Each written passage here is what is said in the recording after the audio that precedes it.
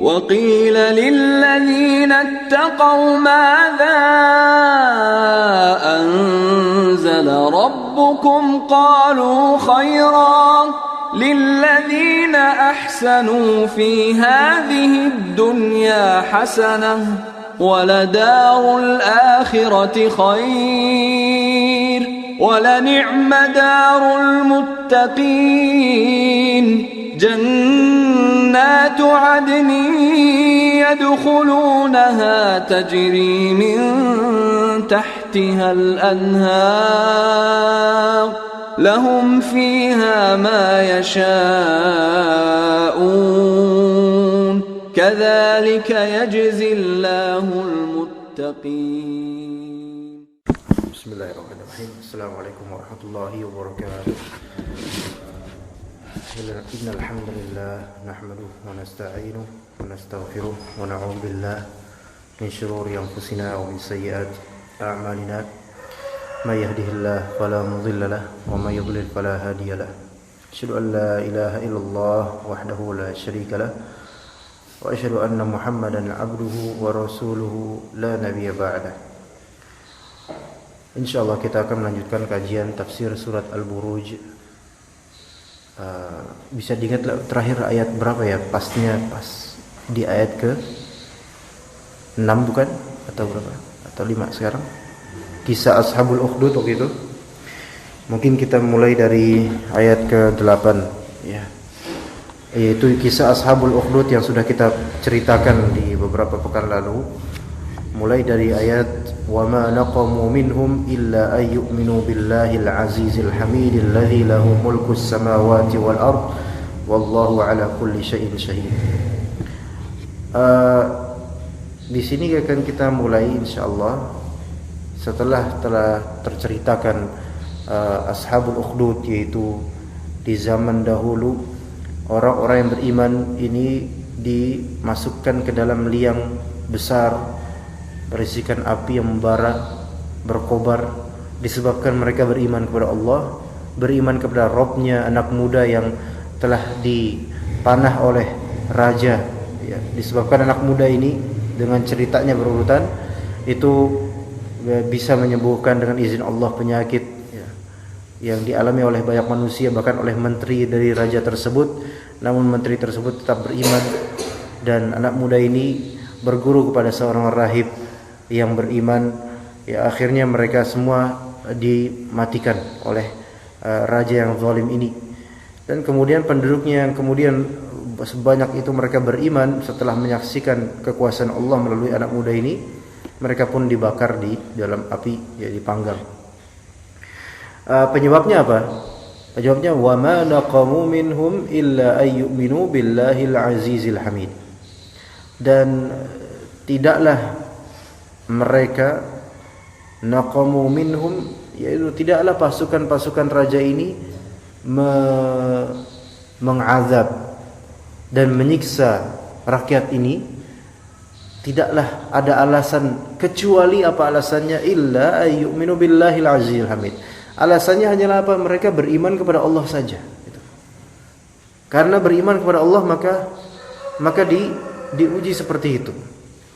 Dia itu dimasukkan ke dalam kobaran api di parit yang besar ya, maka disebut ukhdud ya kan? Orang-orang yang dikobarkan atau Ashabul Ukhdud, yaitu orang yang membuat parit besar berisikan api yang membara-bara. Sebabnya mereka beriman kepada Allah Al-Aziz Al-Hamid, yaitu yang maha perkasa lagi maha terpuji.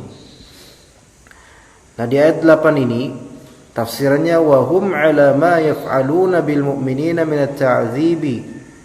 Afwan di sini wa ma'aba haula'il kuffar 'ala al-mu'minina syai'a illa annahum amanu billahil aziz alladzi la yaghlibuhu ahad al-mahmud fi kulli syai'. Dan tidaklah orang-orang kafir itu mempermalukan, menghancurkan, menyiksa orang-orang mukminin sedikit pun gak ada alasan kecuali alasan apa? Alasannya mereka hanyalah beriman kepada Allah. Yang mana Allah ini Al-Aziz. Al-Aziz alladzi la yaghlibuhu ahad, yaitu yang tidak ada yang bisa mengalahkan Allah Azza wa Jalla. Itu aziz artinya. Kemudian makna dari Al-Hamid yaitu Al-Mahmud fi kulli syai', terpuji dalam segala hal. Itulah Allah Azza wa Jalla. Dan Allah tidak akan ada yang mampu mengalahkannya. Walaupun orang-orang ini ashabul ukhdud ketika itu mereka menyiksa kaum muslimin. Dan takdir yang terjadi berupa pembakaran seperti ini, itu pun hamid. Takdir Allah yang hamid, yaitu yang terpuji. Ya, karena mungkin di satu sisi kita melihatnya ini sesuatu yang sadis, tetapi itu terpuji. Takdir yang terpuji. Karena dengan itu kita ambil ibrahnya bahwasanya orang-orang yang beriman dan berpegang teguh kepada keimanan itu pasti akan diuji. Oleh karena itu di surat Al-Ankabut, ya, Allah Subhanahu wa taala berfirman, Alif Lam Mim, ahasiban nasu ayyutraku amanna ayyutraku ayyaqulu amanna wa hum la yuftanun. Itu kata Allah. Alif Lam Mim, apakah manusia pada ngira mereka akan dibiarkan begitu saja mereka ngomong saya beriman kepada Allah, kemudian tidak diberikan fitnah, tidak diberikan ujian, ya, apakah gitu aja? Yaitu kita semua nih rakyat ini berbicara, siapa Tuhan kamu? Tuhan saya Allah. Kamu beriman kepada Allah? Iya, saya beriman kepada Allah. Beriman kepada Rasul? Iya, saya beriman kepada Rasul. Kemudian Allah Ta'ala tidak memberikan ujian pada dia. Memang dikira kayak gitu, kemudian masuk surga nanti tanpa ujian? Oh enggak. Tidak seperti itu. Kata Allah Ta'ala, وَلَقَدْ فَتَنَّ الَّذِينَ مِنْ قَبْلِهِمْ. Kami sungguh telah memberikan fitnah, memberikan ujian yang besar kepada orang-orang sebelum mereka. Ya, tadi diantaranya ujian yang dilakukan oleh ashabul ukhdud, yaitu rakyat yang beriman langsung kemudian mereka digiring menuju ke api yang menyala-nyala. Ya. Untuk apa sih kayak gitu? Kenapa ada ujian seperti itu ya Allah? Fala ya'lamannallahu allazina shadaqu wa la ya'lamannal kadzibin. Agar Allah Ta'ala melihat dan mengetahui siapa orang-orang yang jujur ngomongnya nih. Apa cuman omdo doang, bicaranya saya beriman, tapi pas ada ujian langsung lepas keimanannya karena enggak tahan. Ya. Dan siapa wala ya'lamannal kadzibin, dan agar Allah tahu siapa yang berdusta dengan lisan, yang berdusta ngomongnya saya beriman tapi ketika diuji sedikit enggak, ya. Ada orang diuji oleh Allah Subhanahu wa taala sebagaimana disuratkan dalam surat Luqman. Allah Ta'ala berfirman, wa idza ghasyiyahum mawjun kadzulali da'u Allah mukhlisin. Ada di antara sebenarnya ujian yang menuju kematian, ya. Biasanya kalau di ujian itu, nah ini ada pelajaran Pak yang perlu kita ketahui.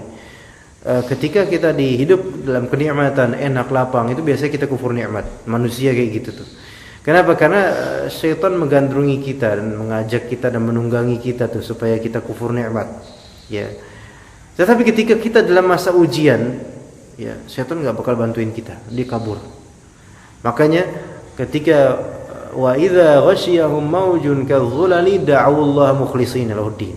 Ketika orang-orang ini, ya bahkan orang-orang yang kufur yang berbuat syirik sekalipun, ketika mereka dilamun oleh mauj, yaitu gelombang, ketika lagi naik kapal, nah ini udah gelombang besar banget.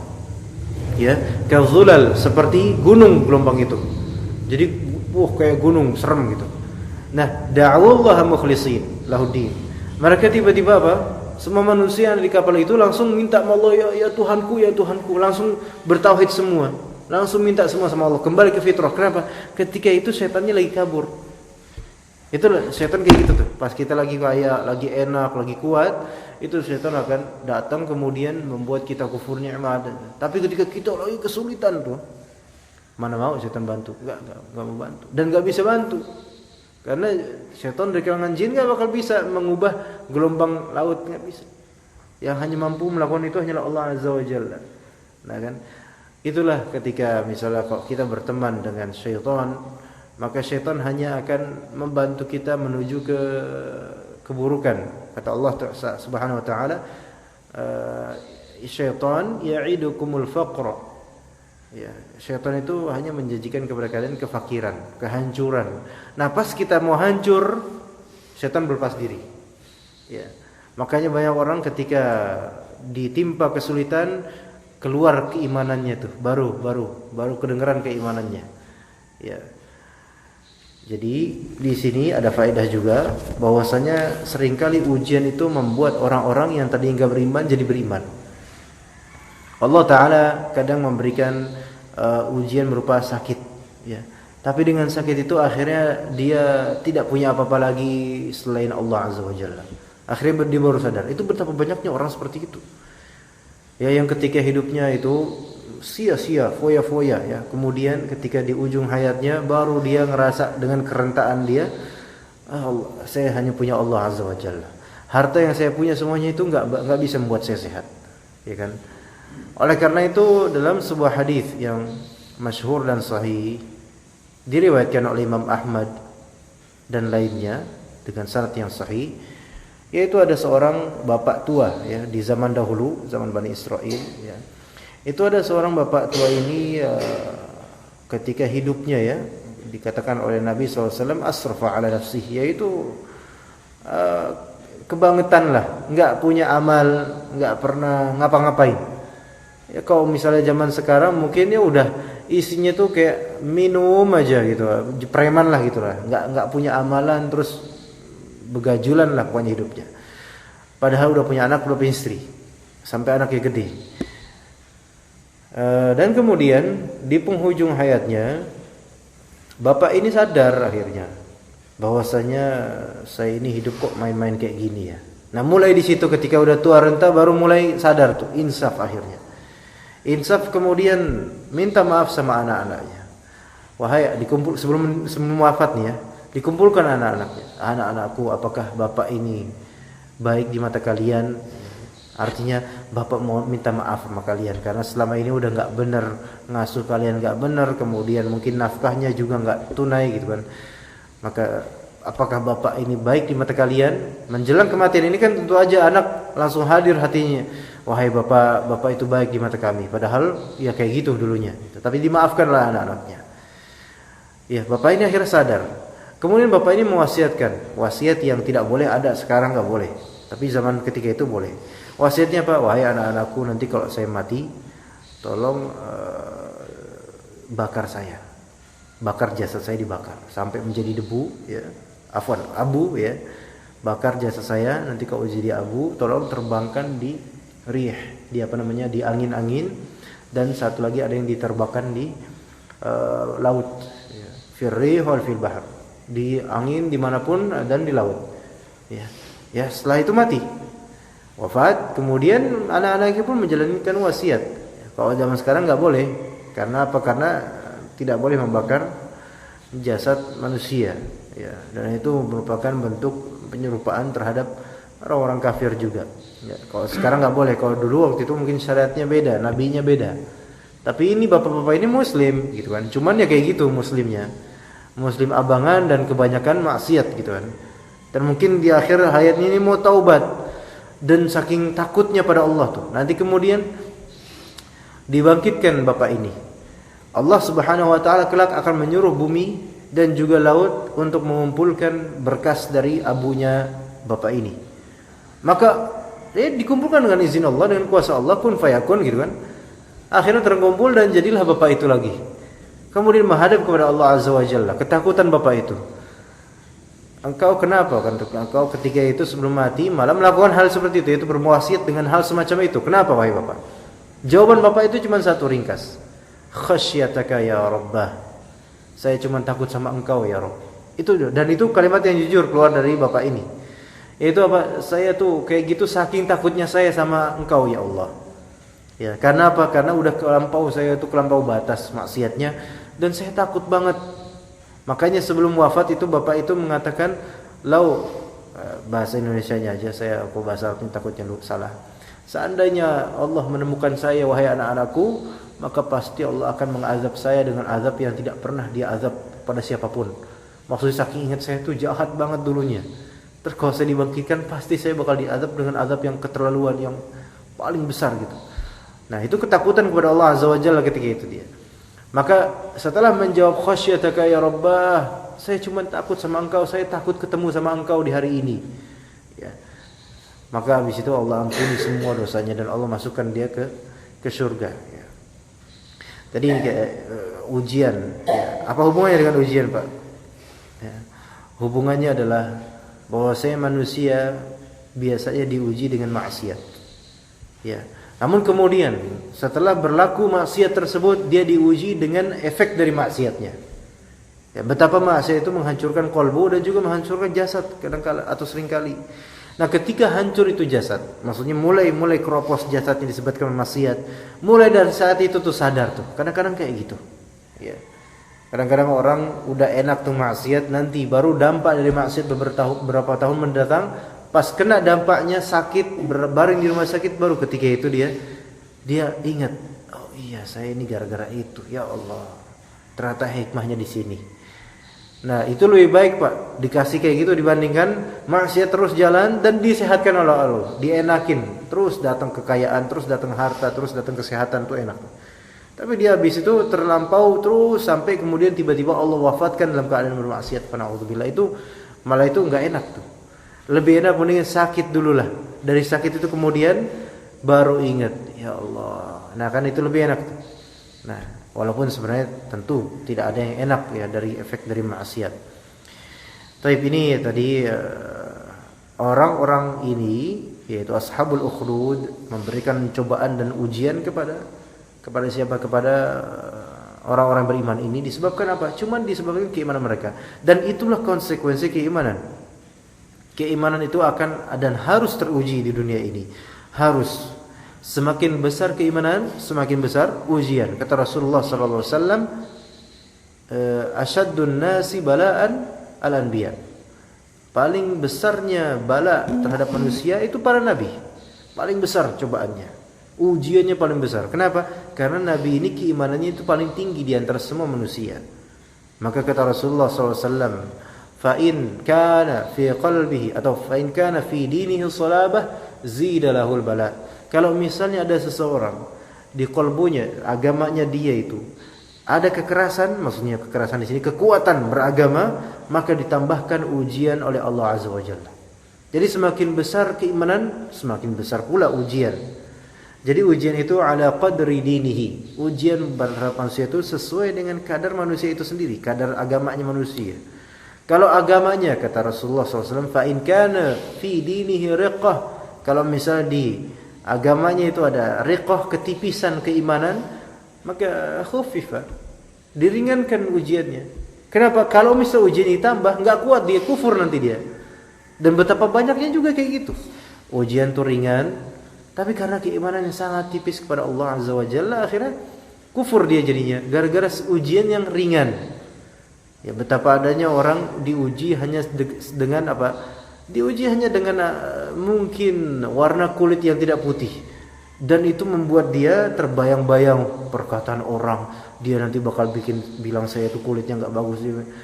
Syuf, kayak gini kan berarti ujian itu masih kulitnya enggak putih, itu kan ujiannya sebenarnya ringan sekali. Tetapi kenapa orang ini tetap galau? Karena keimanannya yang tipis. Ya. Kalau misalnya orang yang keimanannya kuat, dia punya ilmu banyak, ujiannya itu lebih besar lagi. Syaitan yang datang kepadanya untuk menggodanya itu, ya syaitan lebih senior lagi. Jadi memang syaitan kan namanya jin ya, bertingkat-tingkat Pak. Tapi ya tentu saja bertingkat-tingkatnya mereka, tugasnya mereka, kebiasaan mereka adalah menggoda. Ya, jadi memang syaitan ini kalau dibuat kurikulum vitae Pak ya, itu memang udah kualifikasinya bagus banget ya. Sudah pernah menjerumuskan ini, sudah pernah menceraikan ini, sudah pernah ya. Jadi memang na'udzubillah. Nah, nanti kalau misalnya semakin tinggi keimanannya, setan yang biasanya enggak kuat datang setan lainnya. Jadi kita ini tidak ada yang selamat dari godaan-godaan itu. Maksudnya tetap akan ada bisikan, godaan dan seterusnya. Semakin kita membaca ayat Allah itu semakin besar godaannya. Ya. Jadi jangan kira saya bakal ngaji terus insyaallah, saya bakal mencari ilmu terus insyaallah, kemudian tidak ada ujian. Ya, makanya bagi laki-laki yang suka ngaji atau akhwat mungkin bercadar ya, itu jangan dikira fitnahnya lebih ringan, enggak, itu malah lebih besar. Siapapun itu, seorang alim, ulama, kiai, habaib atau siapapun yang berilmu atau yang pamor di depan manusia, itu semakin tinggi ujiannya. Dan memang itu hikmahnya secara kauniyah alam, semakin orang di atas semakin kencang angin dan juga tekanan. Dan di sini maksudkan tekanan, godaan, fitnah dan ujian dari Allah Azza wa Jalla, supaya apa? Untuk mengetahui ini orang ini pantas enggak sih masuk surga atau tidak pantas. Ya.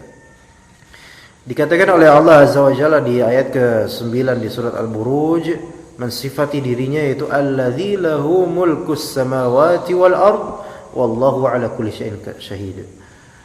Itu dialah Allah Sang Aziz, Sang Hamid, yang Maha Perkasa dan lagi Maha Terpuji, yang mana miliknya, yaitu milik Allah lah saja, mulkus samawati wal ard, yaitu kerajaan langit dan bumi.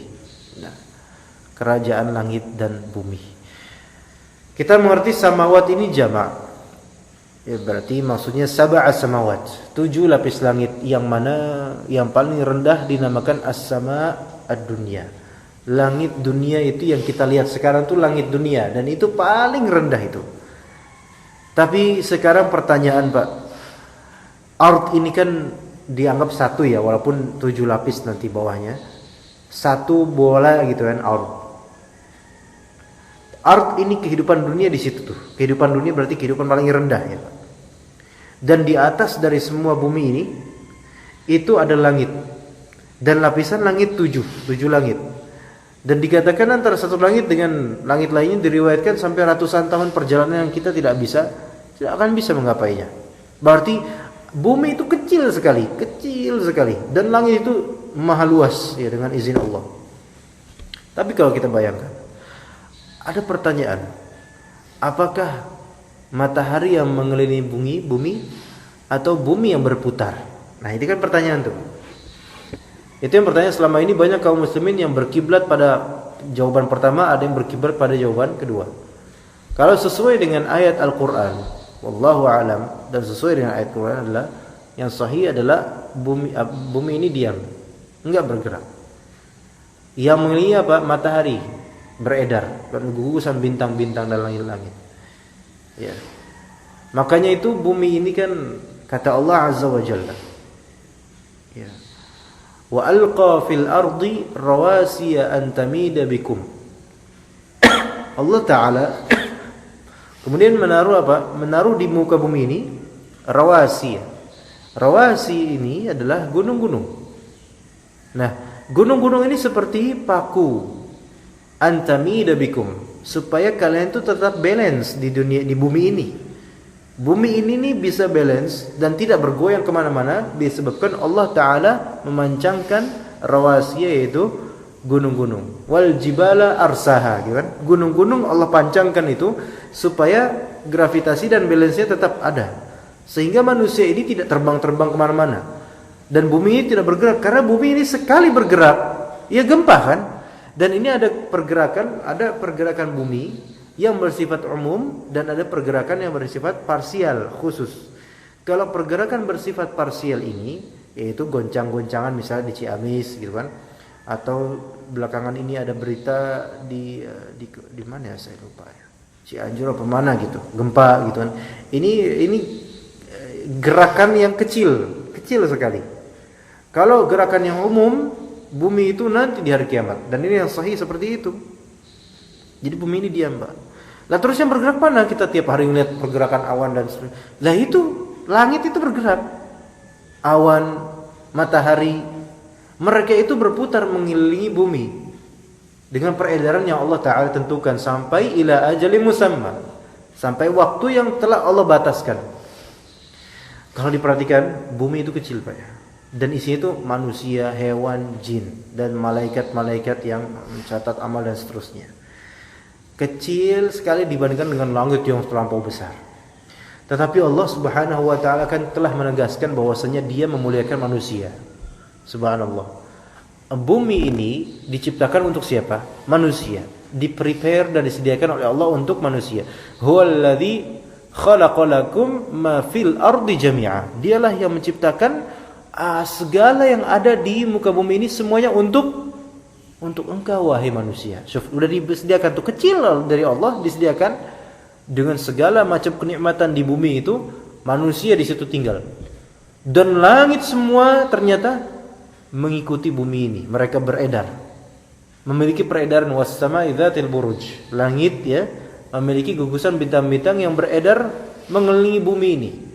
Sekarang kalau kita nalarkan betapa Allah memuliakan kecilnya bumi ini, maksudnya manusia ini. Bayangkan matahari yang lebih besar dari bumi ya. Hancurlah bumi kalau misalnya matahari geser depanan dikit, udah hancur kita. Bulan sama bumi lebih besar mana? Bulan. Dan Allah Ta'ala tidak mendekatkan bulan dan menghancurkan, enggak. Bintang sebagian jauh lebih besar dari bumi. Bahkan ada bintang yang lebih besar dari matahari. Cuman kita kan melihatnya kan titik doang, saking jauhnya. Ya. Dan apa di sini bintang ternyata ditujukan walaqad zayyannas sama'ad dunya. Ingat Pak. Walaqad zayyannas sama'ad dunya bi masabih. Masabih ini apa? Bintang-bintang ha? Dan bintang-bintang ini ada di sama dunia, langit dunia, langit yang kita lihat. Paling rendah. Dan ternyata bintang-bintang itu ada yang jauh lebih besar daripada matahari. Berapa ratus kali lipatnya dunia, bumi ini ya. Nah, dan itu kecil karena saking jauhnya gitu kan. Padahal besar sekali. Dan ternyata itu masih di langit dunia. Gimana kok langit keduanya? Dan itu semua ditujukan untuk apa? Sebagai hiasan buat kalian wahai manusia supaya enak melihat. Alladzi lahu mulkus samawati wal ardh. Kerajaan-kerajaan ini milik Allah Azza wa Jalla. Dan keberadaan itu semua untuk menghibur kita, untuk membuat kita berpikir dan seterusnya. Sebenarnya kita ini subhanallah diberi kenikmatan tuh terlalu banyak ya. Cuman memang kita aja yang kurang menelaah ya. Jadi Allah Ta'ala memiliki kerajaan langit ya, dengan kesederhanaan namun sederhananya itu jauh lebih besar daripada bumi. Wal ard, dan juga bumi. Ya, subhanallah. Wallahu ala kulli syai'in syahid. Dan Allah atas segala sesuatu itu Maha menyaksikan. Ya, Allah menyaksikan peristiwa Ashabul Ukhdud. Allah menyaksikan apapun. Maka kata Allah Azza wa Jalla, tadi saya baca, tadi surat Luqman saya baca, ada firman Allah Azza wa Jalla menghikayatkan bagaimana Luqman menasihati anaknya. Ya, kata Luqman kepada anaknya, ya bunayya innaha in taku mithqala habbatin min khardalin fatakun fi sakhratin aw fis samawati aw fil ardi ya'ti biha Allah. Wahai bunayya, wahai anakku sayang, in taku mithqala habbatin min khardal, kalau misalnya ada kebaikan atau keburukan sekecil apapun, kecil kebaikan dan keburukannya. Apa di antara keburukan, misalnya ada semut lewat dipites gitu, enggak ada salah pada semut. Itu kecil keburukan itu. Atau misalnya kebaikan yang kecil sekali, yaitu ada semut tenggelam, kita selamatin, kemudian kita taruh di tempat yang kering. Itu kecil banget. Fatakum fi sakhratin, yang mana itu kebaikan atau keburukan itu ada di suatu batu gitu kan. Au fis samawat, atau ada di suatu bagian dari langit kecil sekali. Au fil ard, atau di bumi ini kecil sekali kebaikan atau keburukan itu, ya'ti bihallah. Maka Allah Ta'ala akan mendatangkannya di hari kiamat. Yaitu catatan amalan itu akan ada di hari kiamat nanti. Kecil, padahal itu kecil doang. Ya, cuma ngapain tadi? Cuman mitesin semut. Padahal semut dilarang untuk dibunuh gitu kan. Tanpa enggak salah, semut itu enggak salah, lewat masjid ya ada semut seinjek cekek gitu kan. Nah, itu nanti akan catatan dia bawa ke hari kiamat.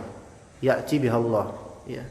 Kemudian apalagi menyelamatkan misalnya kecoa, bahkan kecoa kan binatang yang kita benci ya. Tapi kan kita dilarang untuk menzaliminya. Ya. Kecoa misalnya di mana ya, bukan di rumah kita. Lagi kelelep gitu kan. Ya, enggak ada suara sayangnya gitu kan. Kelelep kita bantu. Daripada ente kelelep lah. Mati perlahan-lahan sampai seharian gitu kan. Mendingan tak selamatin. Emang aneh sih. Cuman selamatin gini. Kalau matiin sekalian gitu loh. Jangan syukurin lo kelelep lagi hasil lo jadi kecoa, enggak gitu kan. Diselamatin. Nah, itu kan jangan kira itu enggak. Anjing itu bisa bersyukur kepada Robnya. Ya, itu anjing ya. Dan anjing itu binatang yang najis loh. Gitu kan? Kecoa enggak najis, ya kan? Kecoa nggak najis, kecuali kok bawa kotoran baru najis. Nah ini kecoa nggak najis walaupun kita nggak suka. Maksudnya hewan-hewan ini mereka memiliki Rabb, yaitu Allah Azza wa Jalla. Dan mereka bertasbih kepada Allah. Kodok-kodok ini, jangkrik ini semua bertasbih kepada Allah. Ketika kita menzalimi satu dari mereka tanpa hak, maka Allah mengetahui kecilnya kezaliman tersebut dan Allah Maha mendengar keluhan dari binatang-binatang ini. Dan juga sebaliknya, seorang pezina ya, atau seorang yang banyak bermaksiat di zaman Bani Israel, itu Allah Ta'ala selamatkan dan ampuni dari api neraka disebabkan apa? Disebabkan memberi kepada anjing yang kehausan air. Yang mana air itu seberapa, Pak? Air itu cuma sebatas sepatu doang. Sepatu dia dibawa gitu kan dia ke bawah sumur gitu kan. Kemudian diminum air, pas ke atas ngeliat ada anjing lagi julurkan lidahnya dengan kehausan. Ia pun ke bawah lagi, kemudian dengan sepatunya digigit. Nah, digigit sepatunya dan ini ada bagian yang ini bagian kaki ditaruh air di situ dari sumur. Kemudian ke atas, kemudian dikasih ke anjing. Dan dalam hadis fasyakara rabbahu. Ya, kemudian anjing itu bersyukur. Tapi anjing itu nggak bisa bersyukur pada orang itu. Kalau bersyukur sama orang itu ya kabur tuh orang. Ini anjing apa anjing jadi-jadian gitu kan. Maka fasyakara rabbahu, bersyukur kepada Rabbnya dan Allah pun bersyukur kepada orang ini. Ya, itu anjing dikasih minum aja. Gimana kalau sampai kita nyelamatin hidup binatang? Maksudnya ini dalam hak ya. Bukan kalau misalnya ada kambing mau disembelih Idul Adha kita larang jangan disembelih kesian ini mau hidup. Enggak, itu kalau itu beda lagi.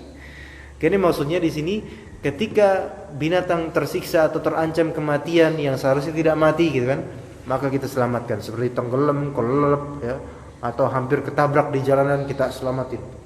Itu jangan kira binatang itu tidak mempunyai rasa syukur kepada Rabb-nya.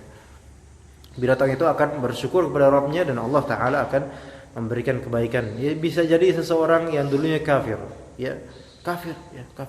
Tapi kemudian dia berbuat ihsan, berbuat baik kepada hewan, ya. Dan hewan itu kemudian merasa dibaikin, kemudian bersyukur kepada Allah. Suatu ketika Allah Ta'ala memberi hidayah kepada orang kafir ini menuju Islam. Bisa jadi loh. Dan juga bisa jadi kita. Ada orang preman, gak bagus, tapi dia bagus terhadap binatang. Ada kucing terlalu dikasihin, padahal preman, gak bagus loh orangnya secara akhlak. Nah, kucing itu pun bersyukur. Kemudian Allah Ta'ala kelak memberi hidayah di usia tuanya. Kan bisa jadi itu. Jadi memang tidak ada kebaikan kecuali Allah mengetahuinya dan Allah Ta'ala akan membalasnya.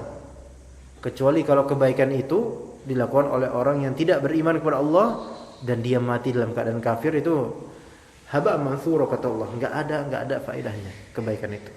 Fa na'udzubillah.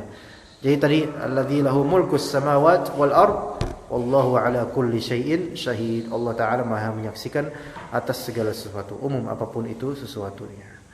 Tapi mungkin untuk materi kita cukupkan sampai ayat 9 ini. Mungkin ada pertanyaan atau tidak? Kalau tidak, ya udah. Ada pertanyaan? Atau ada yang tanya? Tidak ada? Atau kita cukupkan insyaallah? Tidak ada. Kita cukupkan sampai sini. Ya, insyaallah besok karena memang nggak bisa, jadi makanya kita majukan untuk hari ini ya.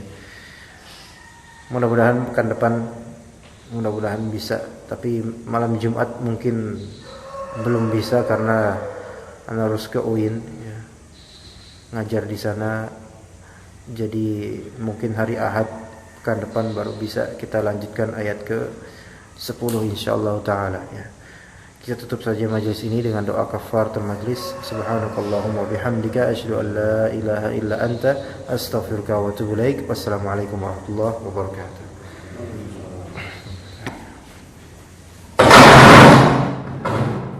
Kenapa ini?